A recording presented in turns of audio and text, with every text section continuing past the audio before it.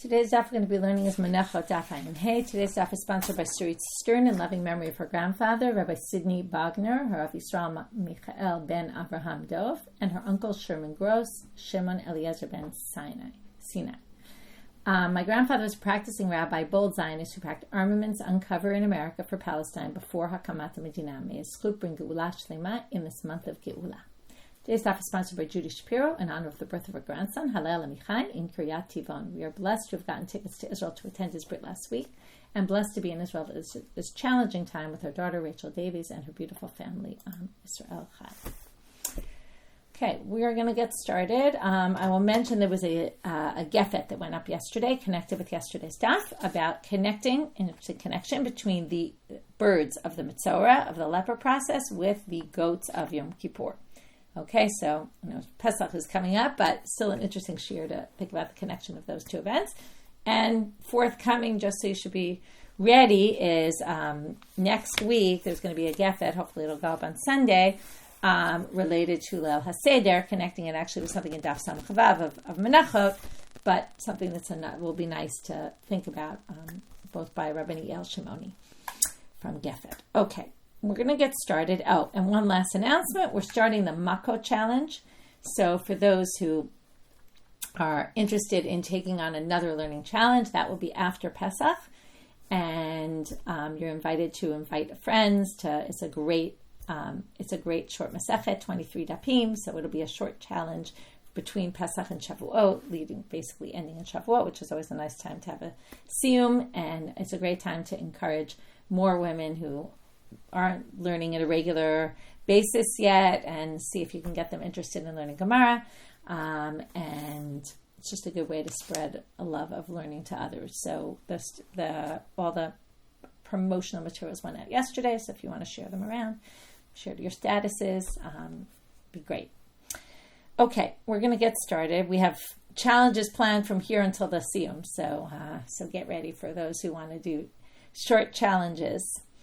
Okay, we're going to start now with back to the Mishnah. There's some things I realized that I didn't explain well enough or explain properly, so we're going to start back again at the Mishnah, and we'll go from there. And I also made a study guide, which will be very helpful in understanding and charting out the different Menachot that we're going to discuss. So we start with Kol HaMenachot HaNa'asot B'Kli Tu'unot Shlosha Matnot Shemen. I'm back on Ayin Dalet Amabet. There's 3 matnot shemen for the ones needing a kli. If you remember, the Gemara said, what's that coming to exclude? Okay, I'll already start sharing my screen and using the study guide. Just 1 second, let me set it up. Okay, so here we have we're going to talk in the beginning about 4 types of menachot. The machva, marcheshet, mafet tanur, which splits into 2, chalot and rikikim. Okay, let's go back over the differences between them. Anyone who went to the menachot workshop, this will be a little bit easier, but for those who didn't, I recommend you go because it'll definitely help you if it's a possibility. I know travel to Israel is not so easy these days, but definitely recommend it, and not on Pesach because they are chametz. Okay, so we're going to basically talk about, there's 5 voluntary mincha options. Okay, we're not going to discuss today the one that's solet, which basically means that they're all solet. What it means is it's not baked or fried or anything else before doing the kmitza, as opposed to these 4, which are either fried or baked before doing the kmitza. Okay, but all 5 of those are the voluntary offerings. They all have a kometz at the end, where you're going to take a handful, the handful is going to be burnt, the remainder is going to go to the kohen. So they all start out similar, which is, okay, you put shemen in the kli. Okay, I specifically highlighted in yellow here all the nitinot shemen, because there's 3, except we're going to see this meshicha b'shemen is true only for the rikikim, okay? But right now we're talking about the machvan and the marcheshet as opposed to the chalon and the rikikim, which are the ones baked in the oven. The machvan and the marcheshet are different types of frying pans.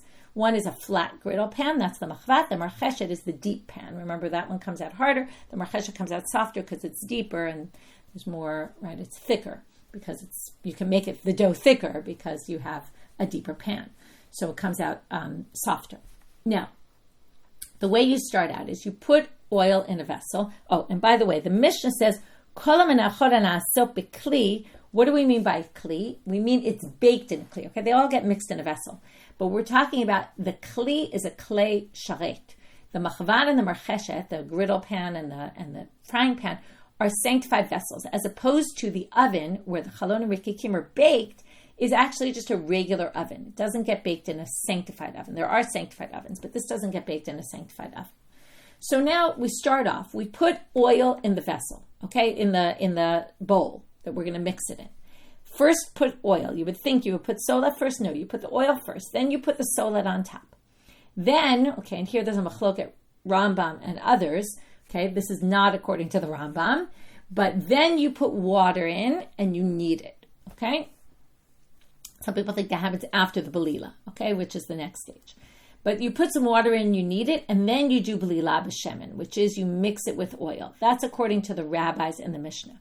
According to Rebbe, that stage is much later, and that's the part I didn't explain well enough. Okay, so we'll go back to that. But so after it mentions the three, okay, I'm going back to the Mishnah for a quick minute. Which is yitzika, belila, and matan shemen b'kli kodem la'asiyatan. So we started with the natan shemen b'kli. We're now on the belila. Okay. Then the question is, when does belila happen? So I'm going to stop here and we'll go back to the Mishnah. Chalot b'lelan divrei Rebbe, chachamim omrim solet.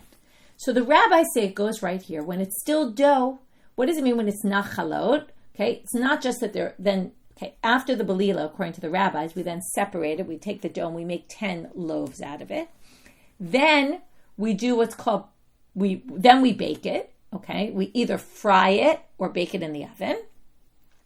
Then we do petita, which is we break it into pieces. We're going to learn what this is. That's going to allow the kmitza to be done. And then, according to Rebbe, only after petita is when you mix it with shemen. So once you've baked it, that's his whole thing. When he says chalot b'lelan, he means after baking or frying. So after it's already completely prepared, and then you break it up into pieces, then you add the oil, mix it in, and then you do yitzika b'shemen, which is, okay, and I think I confused this as well. Yitzika b'shemen is just pouring oil on top of it, okay? So first you pour oil, according to Rebbe, mix it in, then you pour some oil on top. Okay, mishicha b'shemen is something different. That's something that goes specifically for the rikikim, not to be confused with the yitzika. I got confused between them yesterday. But mishicha b'shemen is a specific, unique thing that instead of belila b'shemen, in the rikikim it's mishicha b'shemen, which is you put the shemen on it, and as we saw before in the Mishnah, kiminki, you put it in an X formation. That's called mishicha b'shemen. If you remember, we talked about the sanctified vessels. There also, you do mishicha with oil, and you also do it in this shape of the letter X, the Greek letter X. We'll get to that also in the Gemara, what this key is, which is the letter X. Okay, so let's just review again. Let's start with the machvad and the marcheshet. You put oil in the vessel. You put the solet on top. You add water, maybe at that point, maybe after the oil, either which way. You're going to mix it. Then you're going to add the oil and mix it according to the rabbis. Then you're going to separate it into 10 loaves. You're going to fry it in the frying pan. Okay? So far, if you go to the chalot and the rikikim, all this process is the same except for rikikim, if you notice. The mishicha for the rikikim definitely happens after baking according to everybody. But according to the rabbis, the machvat, marcheshet, and chalot, all this process is going to be the same. You're going to mix it with oil. Then you're going to separate it into loaves and bake it or fry it. Then, like I said, so everyone's going to agree the mishicha happens right after the baking in the rikikim, because there's no oil put in before, just a teeny bit of oil in the bowl, but there's not really oil in the dough. You're going to put the oil on after. It's kind of like when you go to those taboons, like they make these big pitot, and then you dip them in oil and za'atar. It's like that, okay? It's this dry kind of lava that then gets oil, kind of make it probably also taste better. I don't know if they're after the taste here, why they're putting the oil, but definitely you can relate to it if you've had those hard pito dipped in oil. Okay, then all of them are going to have petita. You're then going to break them up into pieces. So you finished with the belila, okay, before the baking, according to the rabbis. According to Rebbe, you haven't put the belila shemen in yet at all. It doesn't have any oil yet. You're going to break it into pieces. And then you're going to do yitzika b'shemen. But as we saw in the Mishnah, the menachot that are in a kli need 3 matnot shemen, but that comes to exclude the ma'afet tanur. So the chalot and the rikikim, which are the ones baked in the oven, don't have this final stage of yitzika b'shemen. Okay? So that's basically all the stages. Then you're going to do the kmitza. So we're going to learn a lot more about this and where we get all this from and how to make the distinctions from the psukim. So again, the Gemara had said, and the sh'ar nechalim l'kohanim, they say, okay, after you do this whole process and you take the kmitza, so the rest is eaten by the kohanim, or also the rest of the oil, whatever oil you have left is eaten by the kohanim. Okay, now one other thing I want to mention before we go on, which I also forgot to mention. I wanted to mention this at the beginning of the chapter. When we started this chapter, I just want to point out, you might notice there's Rashi Kaf Taf Yud at the bottom of the pages here. Okay, there's regular Rashi, and then there's this Rashi Kaf Taf Yud. What is Kaf Taf Yud? Ktav Yad. Okay, and there's a little note in the Gemara, if you have a regular Gemara, which at the beginning of the chapter, it says from this chapter until including chapter 11 of Menachot, the Rashi at the top of the page, according to Rabbi Batzal Ashkenazi, who's otherwise known as the Shita Mekubetzet, is not the real Rashi. Probably a student of his or something wrote it. It wasn't written by Rashi. And the Ktav Yad, which means manuscript, this Ktav Yad, what we have is the real Rashi, he claims. He published it, okay, as this is the real Rashi, like he discovered the real manuscript of the real Rashi. So there's two Rashis going on here. There's the Rashi that until he came along, everybody thought was Rashi on these chapters, and then there's the Rashi he claims. So we're going to often quote the Rashi Ktav Yad, just so you know what we're talking about. That's this commentary that he found, that he said, this is the real Rashi. Okay, that's just a side point that I wanted to mention. Now, I'm going to start, so the Gemara starts off, L'mi'utei mai, so it says, the Menachot nasa b'kli, we mean the ones prepared, baked, or really fried in a vessel, as opposed to the ones baked in the oven, which are not in a kli. They don't need, according to our Papa, L'mi'utei minchat ma'afeh, they don't need the yitzika. Okay, there's no yitzika by them, not that they don't need it, they don't have it. There's no yitzika. You don't do that stage in those, the last stage of pouring oil on top of it. Now, Tanu Rabbanan, we're going to start getting, okay, if you don't remember all these things, then you'll all the things we saw in the Mishnah and the different categorizations. First of all, you could keep looking back to the chart. We'll also use it as we go on. And now we're going to learn everything out. We're going to darshan it. And then it should be even more clear. So we're going to start with these psukim about the machvat and the marcheshet. And if you look at your sheet, okay, we're going to start with these psukim. I'm going to read them inside. They're from last week's Parsha, Vayikra chapter 2. Okay, the first one mentioned here after the solet, the regular one, is the ma'afet tanur, right? And then the solet is the one that's just not baked before you do the kmitza. You take the kometz, you take it out, you burn the kometz on the mizbeach, and the dough is given to the kohanim, and they could do with it whatever they want. These are all baked or fried before the kmitza. So if you're going to do minchat ma'afeh, okay, ma'afet tanur, solet, okay, it's made of solet, they're all made of solet, that's that flour we've talked about. Chalot matzot blulot b'shemen, urikikei matzot meshuchim b'shemen. Here you see the mishicha by the rikikim. Okay, so you have chalot, there's two types, either you could do chalot or you could do rikikim. If you remember, we learned Rabbi Shimon said you could do half-half also, okay, which not everyone agreed with, right? Most people didn't agree with that. Anyway, the matzot are blulot b'shemen, and the rikikim are meshuchim b'shemen. And that's where we get that rikikim don't have belula. It's the one stage that, right? It's the one that doesn't have that stage. And we do the mishicha, and the mishicha is always done, as we said, according to everybody, after they're baked or fried. In this case, they're baked, so it's after they're baked. Then it says, V'im mincha machavat, if you do it on the machavat, korbanecha, solet, okay, it's going to be made of solet, belula b'shemen, mixed with oil, matzah tiyeh. And they're all matzah, really, but it mentions matzah tiyeh here. Patot o tapitim, that means break it up into pieces. V'yatzakta la'ashemen, there's the yitzikat shemen, minchahi, it's a mincha. Ve'im minchat marcheshet korbanecha, and if you do it in the deeper pan, solet b'shemen te'aseh, it will be done in oil. Okay, so you might notice something interesting about these psukim, which is, it doesn't say blula by the marcheshet. It doesn't talk about nitinat shemen b'kli, except for, well, they're going to say b'shemen te'aseh, but minchat marcheshet is, it should be done in shemen. That means put the oil in, then put the solet. Okay, so it mentions things in one, right? The patoto tapitim is only mentioned in the machvat. So what we're going to have to do is we're going to learn from one to the other, because we see from the chart that most of these things appear in all the different types. So that's what we're going to do right now. Tanu Rabbanan. Okay, we're still at the bottom of Ayin Dalet on my bet. Don't worry, we'll get through the daf in time.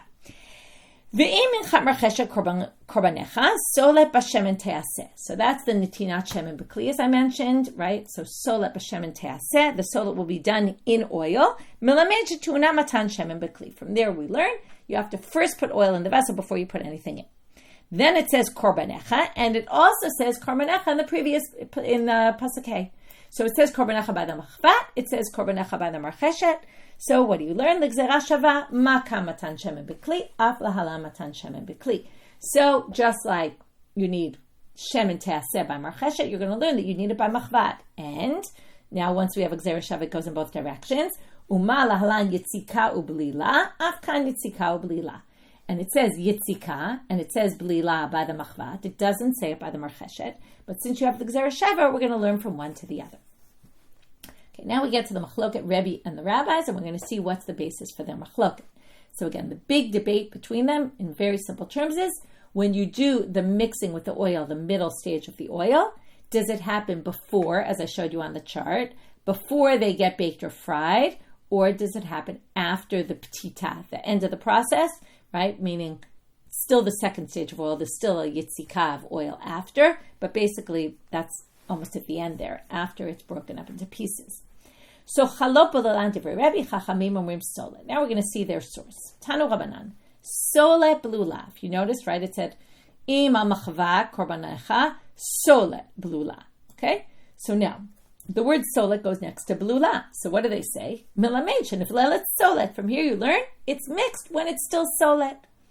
Rebbe Omer chalot b'lelam shenemar chalot blulot. He goes back to the pasuk right before where it says chalot matzah blulot b'shemen, which means what gets mixed? The chalot. Chalot means once they're already prepared as chalot and they're baked. Okay, that's when they get mixed. Amrulo, the rabbi said, no, you can't possibly be right.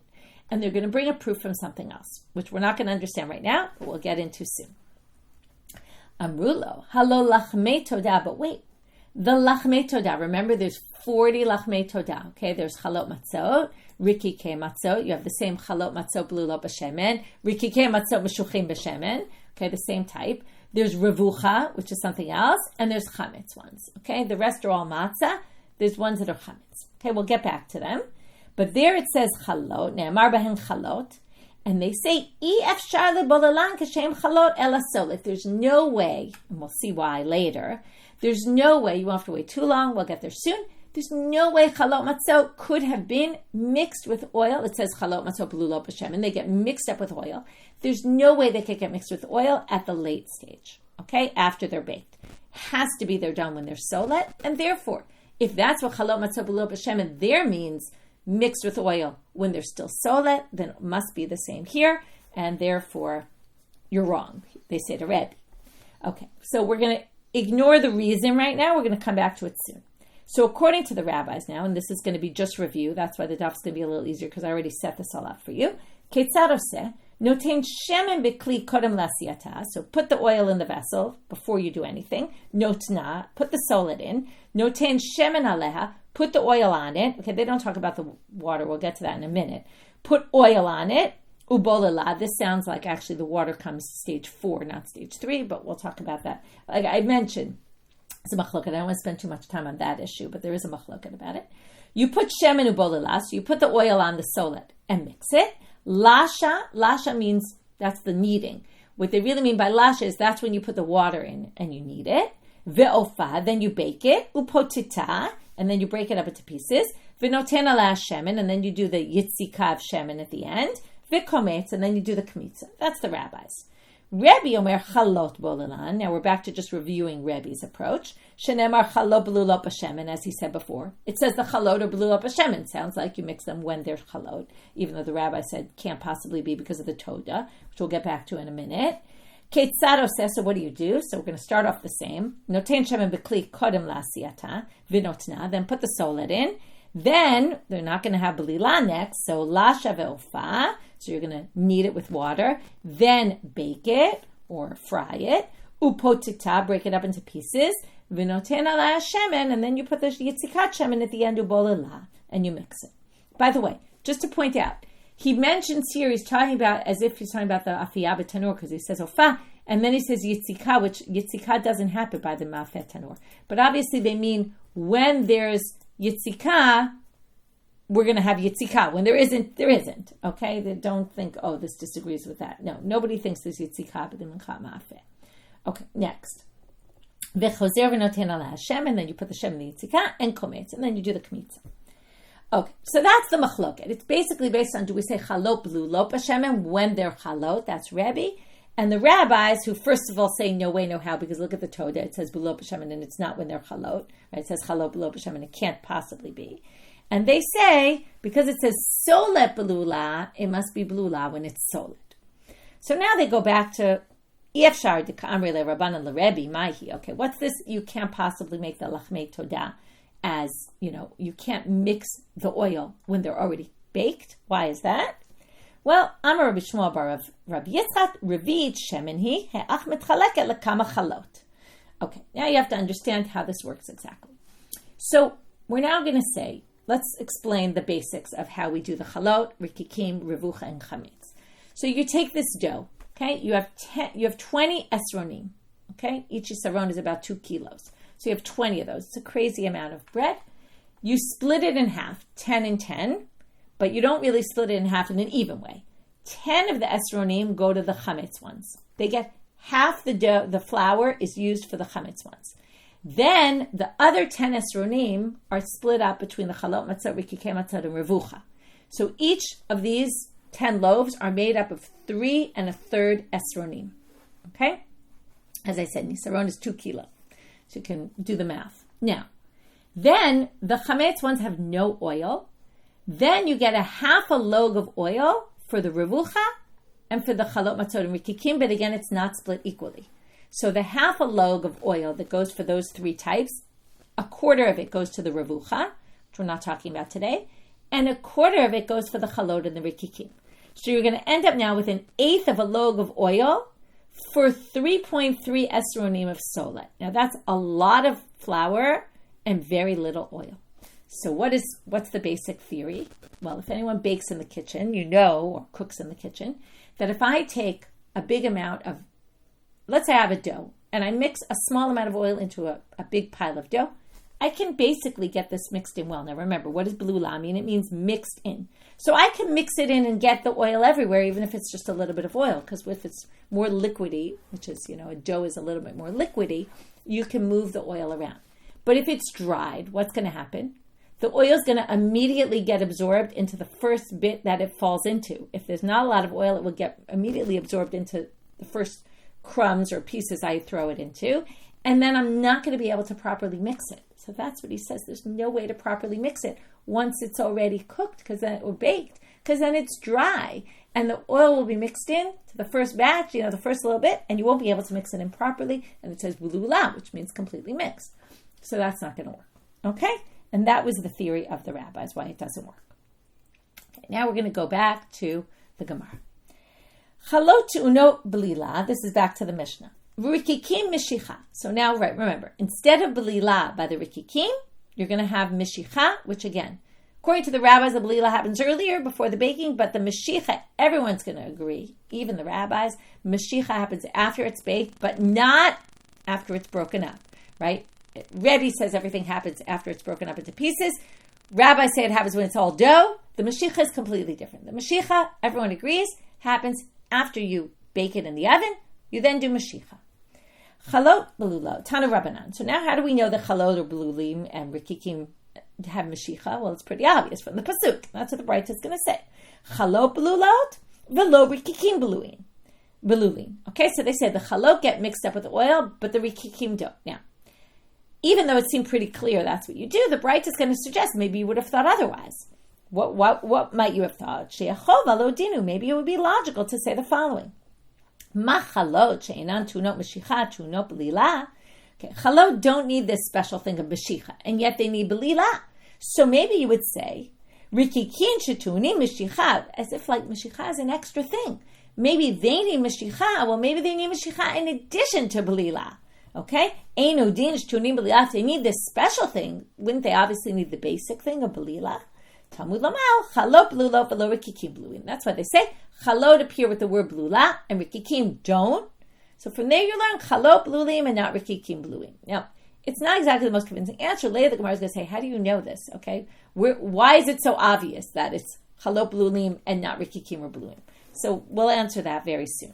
But let's continue with the Braita first. Rikikim mishuchim v'lo chalot mishuchot. Now they're going to do the whole thing in reverse. They're going to say the rikikim get mishich, not the reverse, but the other perspective. We're going to now say the rikikim are mishuchim and the chalot are not. There's no act of mishicha. You don't pour this oil in an X formation on top of the chalot. And again, they're going to say, Yechov alo dinu. You might have thought it was logical to say the following. Uma rikikim she'enan tunim belila tunim mishicha. If rikikim don't need belila and yet they need mishicha, chalot shtunot belila, din shtunot mishicha. So chalot that already need more than the rikikim because they need belila, maybe they also need mishicha. Talmud Lamar, rikikim mishuchim v'lo chalot mishuchot. And that's why it says the rikikim are mishuchim and not the chalot. To which the Gemara asked, which I told you that we're going to ask, my Talmud, how do you get it? That just because it says chalot blulim and rikikim mishuchim, you really could have learned one from the other. Just like we did with the marcheshet and the machva. We said that one says patoro tapatim, this one does. You could have said that, to which they answer, Amarava, lo lishtami v'lichtov chalot mishuchot v'rikikim bluim. What this means is that in all the times it's mentioned in the Torah, and it's mentioned a bunch of times, okay, there's a bunch of different korbanot that need chalot blulim and rikikim mishuchim. Or I would say like this, there's a bunch of places in the Torah where it requires chalot and rikikim, or chalot or rikikim, and every single time they're mentioned, it always says without fail, chalot blulim and rikikim mishuchim. So if they wanted to say that one, right, that the chalot or mishuchim or the rikikim are blulim, then it would have added it somewhere. It would have said chalot mishuchim or rikikim blulim. The fact that it never appears, that shows that it's not. Okay? I see you're asking about the mishuchim. I don't know why, especially what the reason is, but again, the difference is very clear. What you do when you do blula is you mix it all up together. It's like the way you would mix a dough. Mishuchin is you just pour some oil on top. That's it. That's the difference. Okay? And you don't mix it in, you don't anything. Okay. And it's done, the other difference is, the blulin is either done to dough or to broken up pieces. The mishuchim happens when it's whole, like a whole complete lafa kind of thing. Okay? If you write like a giant pita, right? It's like that, and then you just pour a little oil on top. Ketzad moshchan. Now we're back to the Mishnah. Kimin ki. So how does the mashicha happen? Like a key, which we're going to see what that is, even though I mentioned it already. Vashar nechal kohanim, and whatever's left. I said it before. Whatever's left. I was confused for a second. Whatever's left here means whatever oil remains. Okay, you have. Remember, there's an amount of oil. Remember, you take this eighth of a log. Let's say for the. It depends which one. I actually take a log shemen for all. If you take a mincha with a basic mincha with a log shemen, it's a lot of oil. You're going to do the key. What do you do with the rest? You're going to have a lot left over. Because when you do the blulim b'shemen, you pour the whole thing in and you mix it up like in a recipe. When you're going to just pour some oil on top, you have the amount you're supposed to take, but then you have a lot left over. So the rest goes to the kohanim. But now we're going to see a machloket about this whole thing. So first they asked, "My kimin ki?" Amar Rav Kahana, kimin ki yavani, like the letter ki in Greek, which is this X. Okay, there were different times in history where they didn't know what the Greek letter X was, and they thought it was a kaf sofit, and you'll see that in commentaries, but it really seems to be the true answer seems to be the X. Tanu Rabbanan. Now we're going to see a machloket about this. First, we're going to talk about a mincha aba mechza chalot umechza rikikim, which we saw was a machloket. Can you bring a mincha that's half-half? Right? Remember, every time they said there's 10, what's the 10 coming out to say not 11? Because Rabbi Shimon holds you could have 11 because you could have, besides chalot and rikikim, you could have half and half. Right? So, if you're bringing a half-half one, maybe log shemen v'chotzeu, so you take the whole log you're supposed to bring for the regular 10, if it were chalot or it was rikikim, so you take 10 for these. You're not going to have 5 rikikim and 5 chalot. Take a whole log shemen v'chotzeu, split it in half. Chatzio lechalot v'chatzio l'rikikim, so half of the chalot, half of the rikikim. V'chalot bo l'lam rikikim moshchan, and then you're going to do belila with the chalot, you're going to do mashicha with the rikikim. So far, so good. But you're going to have extra oil from the rikikim, right? You won't have any extra from the chalot. So what do they suggest here? Or this opinion says, Moshechet harakik al pnei kulo. So first of all, this Tana has a different answer about how you do mashicha. Till now, we said Mashiach is the X, and we thought it was that way because that's what our Mishnah said. Now we see a different opinion, which is Moshech is to pour it on the whole thing. Okay? It sounds very similar to Yitzika then in that opinion. It's just another stage. You do it twice, I guess. But you basically put it so it covers the whole surface of the bread. Vishara shemen, but you're still going to have shemen left over.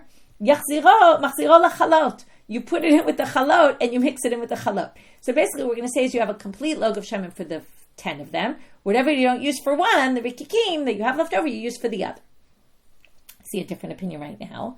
Rabbi Shimon ben Yehuda omer mishum Rabbi Shimon omer moshchan kimin ki. That's our Mishnah. Use the key structure formation, not all over the whole thing. Ushara shemeneh chalakanim. And as our Mishnah said also, the rest of the oil doesn't. Now, our Mishnah wasn't talking about this case. Our Mishnah was talking about the case when you had 10 rikikim.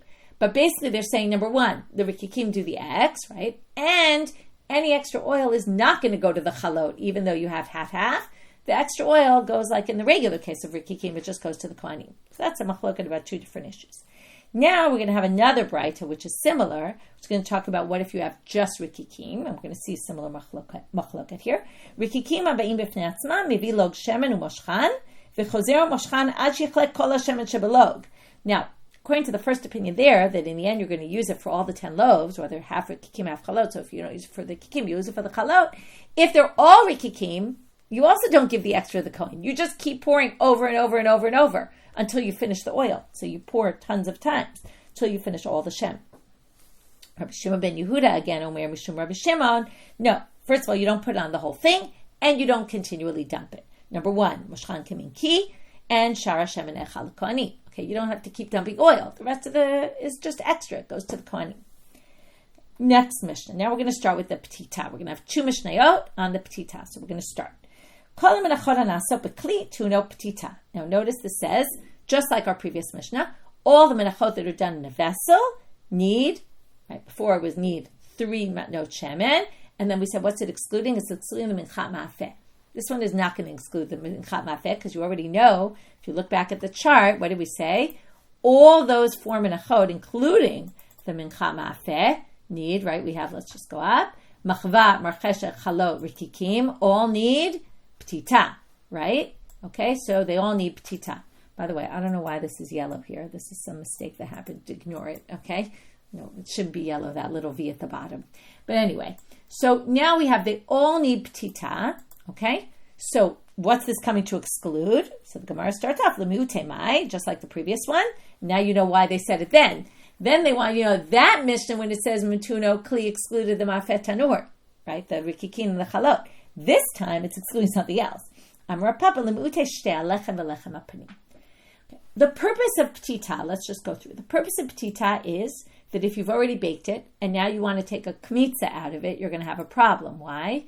Because how can you take a kmitza from, you have these 10 loaves, so let's say 10 pitot type things, or something like in that kind of shape. How are you going to take a kometz, a handful out? You're going to have to break it up into pieces. The shtei lechem and the lechem apanim get eaten completely. There's no kmitza to be had. So you don't have to do the petita. Tanu Rabbanan. Now we're going to see this in a drasha. Patot ota pitim. Okay, that's the pasuk we saw before. Okay, let's read the whole pasuk. You can look back on the sheet if you want. Patot ota pitim v'yatzakta ala shemen minchahi. You have 2 parts of this. You have 3 parts. You have break it up into pieces. Do yitzikav shemen. Both of them we're going to see have an exclusionary term. Patot ota. This you should do pitim. Yatzakta aleha. On this put shemen. So each one's going to exclude something else. And then it says minchahi, which means this is a mincha, okay? Which comes to kind of say, maybe this is true for other menachot as well, but it also says he, which is an exclusionary term. So that's where we're going to play with the words here. So the first thing they're going to say is patoto tapitim mincha, okay, because the end of the pasuk says minchahi. From there you learn lerabot kol menachot lepetita. From there you learn all other, except for the ones we're going to see, all other menachot need petita as well. Then they're going to say, okay, wait. If you're including all menachot, you're going to include the shtei alechem and the lechem apanim, right? The showbread and the 2 loaves that go with the Shavuot offering. Talmud Lomar ota. No, it says patot ota pitim. That excludes. What does it exclude? Those 2 offerings. Now we're going to do yatzak tashemen mincha. Again, l'rabot kol menachot yitzika. Must mean all the menachot need yitzika. But what do we learn? They don't really, right? So they're now going to say, Talmud lomar aleh Hashem otzi et hachalot v'lo aleh Hashem. So now they say, okay, aleh comes to exclude one case. So what would it exclude? Maybe they say, maybe that means only one of the types gets excluded because it's one word excluding one thing. Talmud lomar, it says he, which is another exclusionary term. There you got two exclusions. From there you say no rikikim, right? Rikikim and chalot don't need yitzika. My Talmud, how do you get, right? Maybe it's something else that's excluded. Why do you assume those?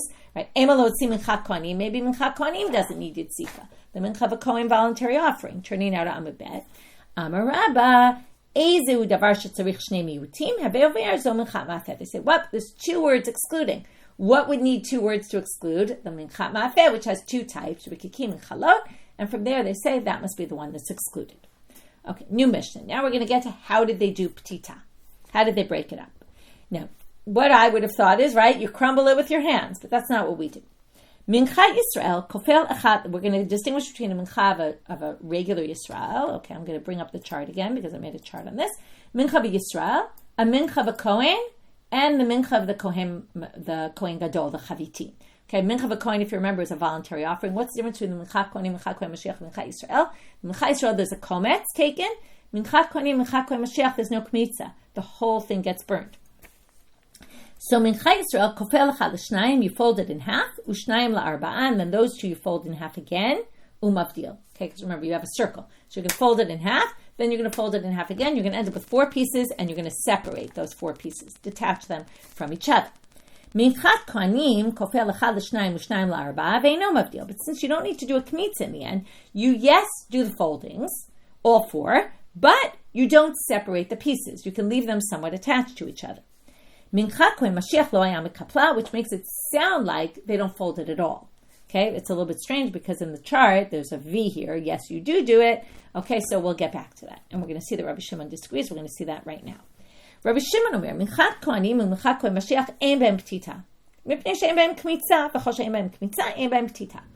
Rabbi Shimon says very simply, and it's actually the most obvious, is there's no reason to fold them over at all, because the whole reason for folding is for kmitza purposes, and there's no kmitza by the Minchat Kohanim, Minchat Kohen Mashiach, so there's no petita at all.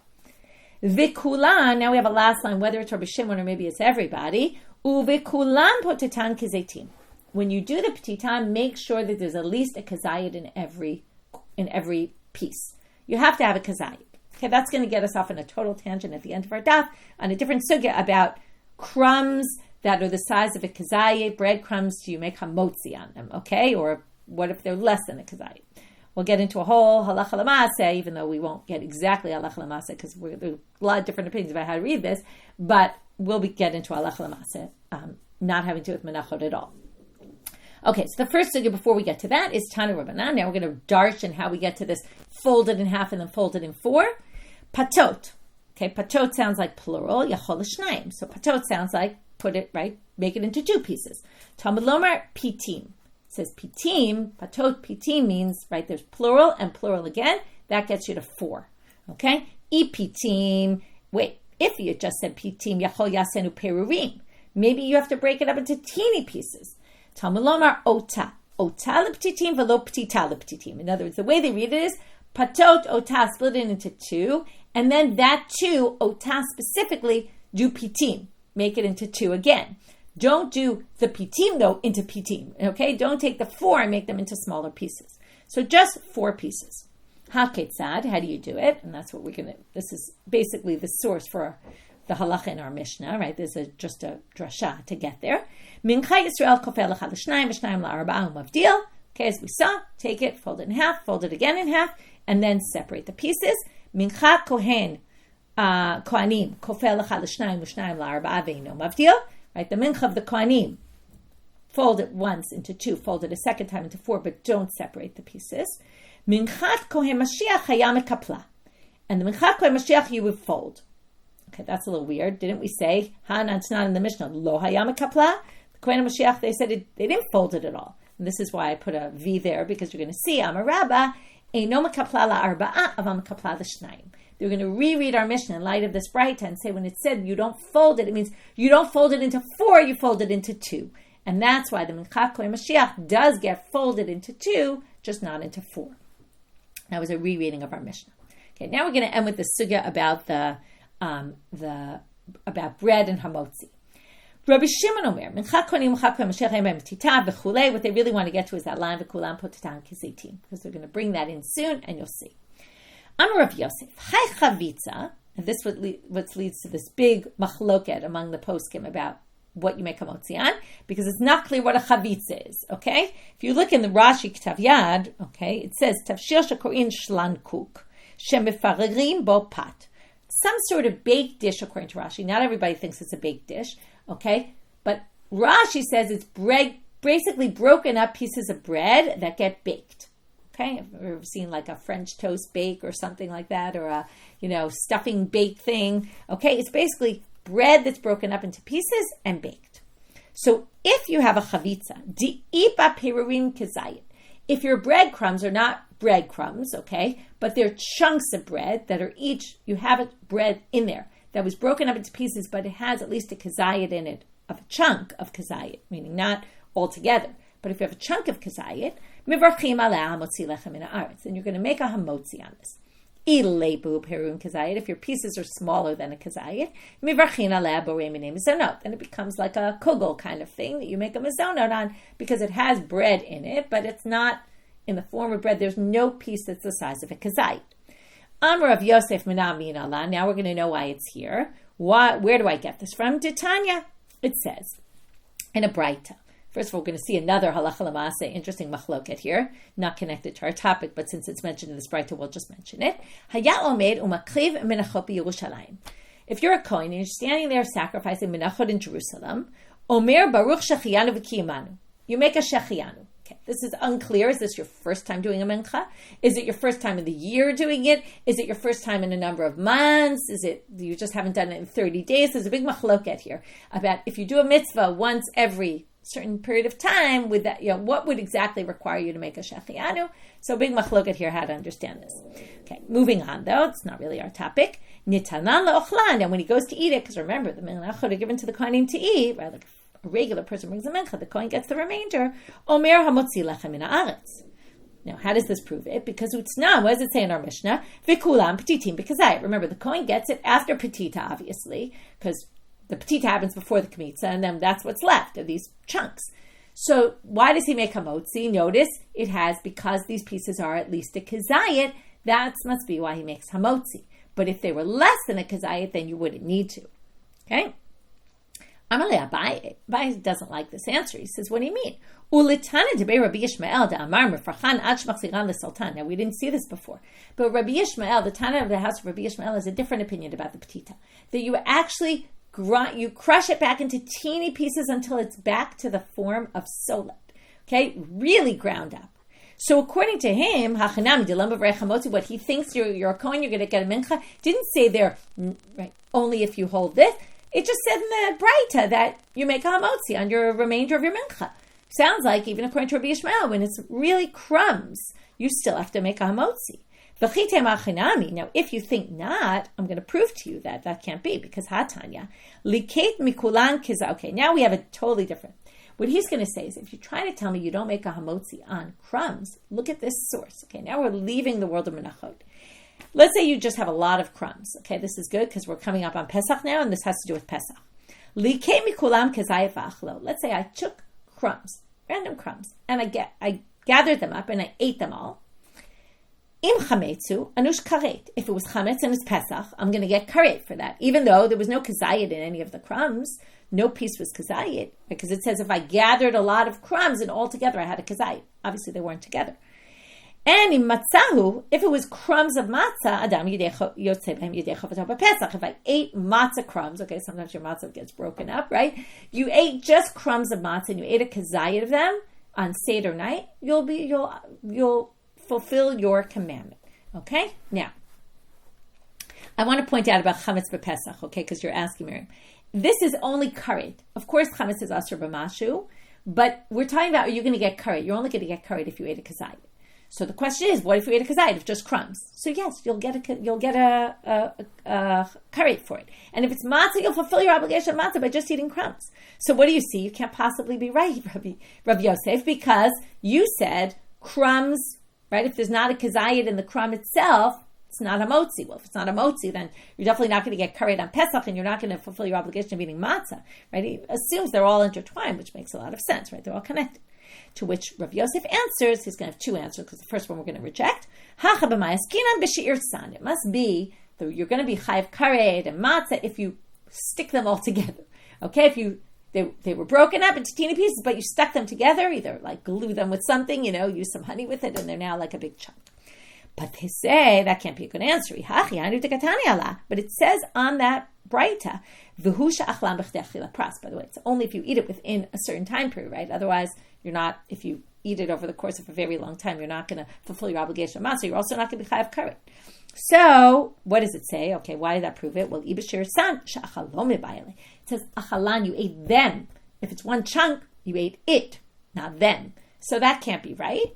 So, ela hacha b'mayaskin, and he brings a different answer. Bibami lechem gadol. It's when it comes from a big loaf of bread. And now it's interesting chiluk. If you have crumbs that came from something not important, then the crumbs are insignificant. If the crumbs came from a big loaf of bread, then the crumbs are significant, even if they're less than a kazayit. So Rav Yosef changes his answer a little bit. He says not that the crumbs have to be a kazayit, but they have to have come from something that was a lechem gadol. Okay, it doesn't define here what a lechem gadol is. That's another question. Okay, Rashi says, mi lechem gadol, right? He doesn't say what the lechem gadol, right? He says the lechem had more than a kazayit in it. Okay, that's what he claims. Okay, now the Gemara says, so that was Rav Yosef, but Abaye kind of disagree with him. So the Gemara ends with my have'elam. With this, we'll finish up. Rav Sheshan Amar filu perurim she'ein behem kazayit. He says, even if your crumbs have less than a kazayit, you're going to be chayiv. And Amar Rava, and as you have to make a hamotzi. Amar Rava, behudi ika turita dinahama alayu. But Rava says it's only if they look like bread. Okay, this is like people talk about croutons, right? There's croutons you buy that are already croutons and they don't exactly look bread-like, but there's croutons that you can make or buy in certain places that really look like bread. Right? That is different. So even if they're less than a kazayit, you have to make hamotzi on them because they look like bread. Okay, again, I'm not getting into all the practical because there's a lot of debates about this. Are we talking about that they were cooked in something, not cooked in something? Okay, there's all different differentiations about how to understand the sugya, but it's an interesting sugya about bread and breadcrumbs and what you have to make a hamotzi on. Okay, so we started with the whole list of which required the 3 matnot shemen, whether the balila happens before or after it was baked, the machlok at Rebbe and the rabbis. We talked about the difference between the rikikim that need mashicha versus the chalot that need balila. How do we do the mashicha? We saw different opinions. What do you do with the extra? We saw different opinions about that. Then we got to the petita. We said everything needs petita except the shei lechem and the lechem apanim. And then we saw the difference, though, between the ones that get burned and don't need a kmitza. They still need some sort of folding. Difference between the mincha kohen gadol and the mincha kohen mashiach. And the mincha of a regular kohen, about how much they need of the folding, but they definitely don't need to be separated because there's no kmitza done to them. And Rabbi Shimon didn't think they needed any kind of petita. And then from there, we got into this whole thing about this chavitza, which we're not really clear what it is and how it needs hamotzi. And then we had a machloket. So you have to have perim of kazayit. According to the rabbis, doesn't really. According to Rav Yosef, even it has to come from something that was significant. According to the other rabbis, it could even not, as long as it, right, eat. And you still need to make hamotzi as long as it looks like bread, even if it doesn't have kazayit in it. And with that, we finish for today. Wishing everyone a Shabbat Shalom and quiet Shabbat and B'sorot Tovot.